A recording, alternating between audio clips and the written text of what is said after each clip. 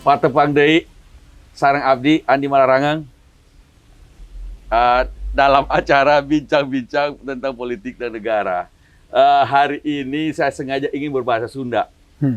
Bung Panca orang Padang, tapi nggak keberatan kalau saya bahasa Sunda kan? Nggak apa-apa, Bang.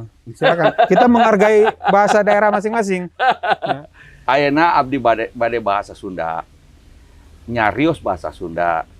Muhun upami bahasa Sunda abdi agak ini ya, agak patah-patah.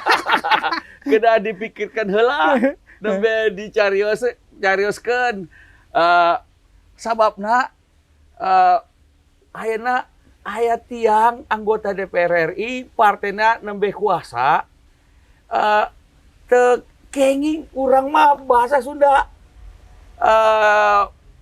nyarioskeun sampurasun. Tekenging abdi mah teu ngartos kumaha bahasa Sunda tekenging jantena abdi, padahal abdi mah nembe diajar bahasa Sunda. Begini sebenarnya Bung Panca, ini urusan bahasa daerah ya. Bahasa ini itu soalnya sudah jelas. Ini Bung Panca ini pemerhati budaya, kebetulan asalnya dari Sumatera Barat. Betul. Jadi saya mau tanya, ini orang Sumatera Barat kan tidak ada masalah dengan orang berbahasa Sunda, bahasa Bugis, bahasa Jawa dan segala macam. Nggak ada masalah, Bang. Nggak ada masalah toh. Jadi semua bebas lah. Jadi orang ini aja nih. Ah, itu dia.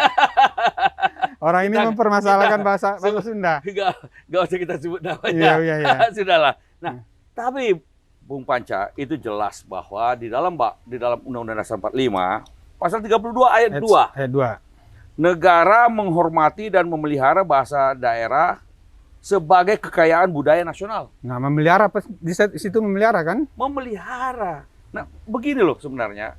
Ada ekspresi-ekspresi yang mungkin lebih akrab, lebih kena kalau disampaikan dalam bahasa daerah. Jadi kalau bilang sampurasun, bukan rampes. Horas. Rampes. Rampes. Kalau kita horas. Atau ada yang bilang kalau orang apa kabar? Saya agak kareba. Apa kareba? Kalau di Sumatera Barat apa? Apa kabar? Pak kabar. Kan apa kabar? Nah, itu adalah bukan kita berbahasa daerah dalam sebuah rapat. Ya, ini kan akal sehat aja. Upami akal sehatna di kago eta mah jelas. Kalau barapatnya seluruhnya berbahasa daerah itu namanya agak bermasalah itu kan. Tekenging lah. Tapi kalau cuma dalam menyapa ataupun ada hal-hal tertentu ya dalam bahasa daerah lebih kena ngomongnya. Misalnya ya ini kadang-kadang kita kalau dalam rapat-rapat tersebut begitu terus kemudian kita bilang ngono yo ngono, ngono. Itu lebih kena ekspresinya dibandingkan kalau kita menjelaskannya dalam bahasa Indonesia. Jadi kebetulan saya bisa bahasa Jawa, saya bisa bahasa Sunda sedikit, bisa bahasa Bugis, bisa Makassar, sedikit bahasa Toraja. Kadang-kadang kita semua juga bisa bermacam-macam berbahasa daerah. Kadang-kadang ada juga bahasa Inggris, bahasa asing. Kita selip-selipkan dalam ketika kita berbahasa untuk mendapatkan ekspresi yang tepat dari apa yang ingin kita sampaikan. Kan begitu. Iya. Dan itu tidak perlu membuat orang tersinggung. Nah, ini ada yang tersinggung, Bang. Dan suruh dipecat. Dipecat, itu hanya kan berlebihan. Hanya karena berbahasa menyapa dalam bahasa Sunda. Bukan sepanjang rapat. Kan begitu, tapi hanya dalam sepenggal-sepenggal itu. Kayaknya ini orang bermasalah juga, Bang. Kupingnya begitu dengar bahasa daerah, bahasa Sunda misalnya panas gitu kan. Bisa jadi begitu. Nah, abdi mah ngartos bahasa Sundana. Ya. Aya urang tangartos upami Undang-Undang Dasar 45 teh aya perlindungan dan pemeliharaan bahasa Indonesia. Bahasa Indonesia jelas, bahasa daerah juga dilindungi. Bahasa daerah dilindungi. Bahasa daerah dilindungi, dipelihara oleh negara. Nah, anggota parlemen kok nggak paham itu, Bang? Eta mah tangartos. Jadi wajar ya kalau orang Sunda marah itu ya? Nah, ya wajar kalau tersinggung. Singgung. Wajar kalau marah. Kemudian orang Sunda merasa dilecehkan, walaupun saya harap tidak perlu harus menjadi sesuatu yang jangan sampai berdampak hukum lah. Ya, jangan sampai menjadi kekerasan. Tetapi yang saya harapkan bahwa di sinilah demokrasi. Dalam demokrasi kita bisa rakyat bisa menyampaikan memberikan keberatan. Hukuman secara secara politik. Orang semacam itu jangan dipilih lagi. Nah, tapi kalau dia perlu partainya juga jangan dipilih lagi. Ya, itu benar. Tapi dia masalahnya maju dari Jatim, Bang. Bukan dari Sunda. Ya nggak apa-apa, tapi paling tidak orang begini berlebihan dan sampai mengucapkan kata-kata semacam itu. Saya lagi belajar bahasa Sunda dan merasa. Dan bahasa Sunda itu enak ya, didengarnya enak. Saya belajar bahasa dan menggunakan bahasa daerah yang macam-macam yang saya mengerti, itu juga menambah akrab, menambah pergaulan. Kita membuat kita juga punya rasa mengerti budaya. Jadi dengan belajar bahasa kita mengerti budaya. Ya. Budaya itu. Jadi misalnya dengan belajar bahasa Sunda saya mengerti tentang dia membuka jendela terhadap sebuah kebudayaan yang namanya budaya Sunda. Untuk ketika kita belajar bahasa Sunda itu. Sekarang belajar bahasa Sunda saya baru sampai buku kelas 4 SD. Masih jauh.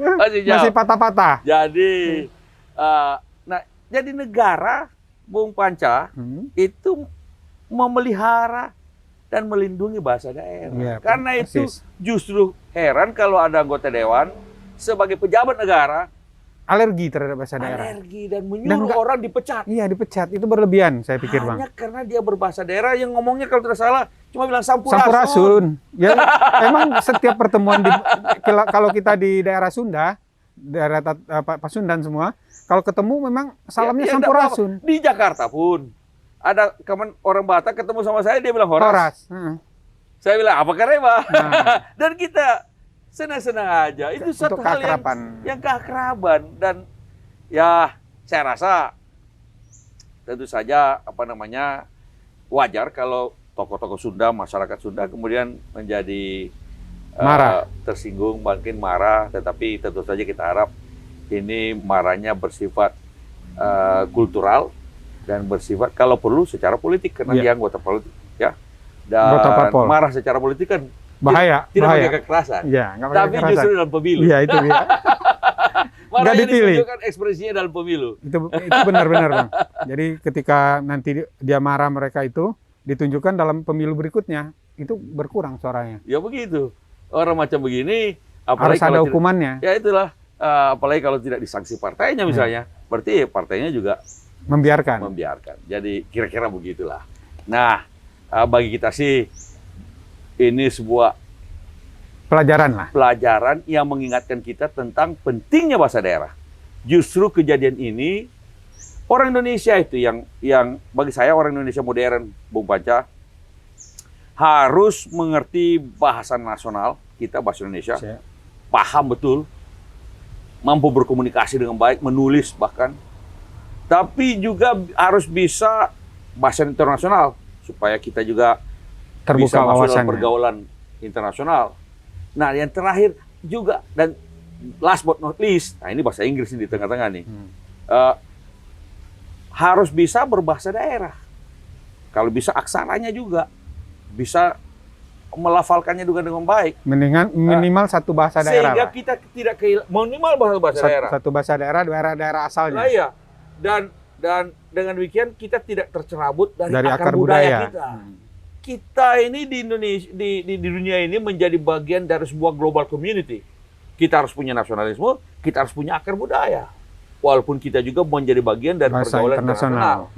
So, apa kabar Bung Panca? Baik-baik aja, Bang. Baik, Bang. Oh, kalau di Aceh bilang apa? Di Aceh. Di Aceh Pak Kabar. Pak kabar. Pak Kabar. Nah, apa kabar? Apa kabar kalau di... Nah, kalau ini mangga, Bang. Bahasa Sunda juga mangga. Oke, sampai jumpa lagi kita dalam acara selanjutnya. Muhun, tipayun.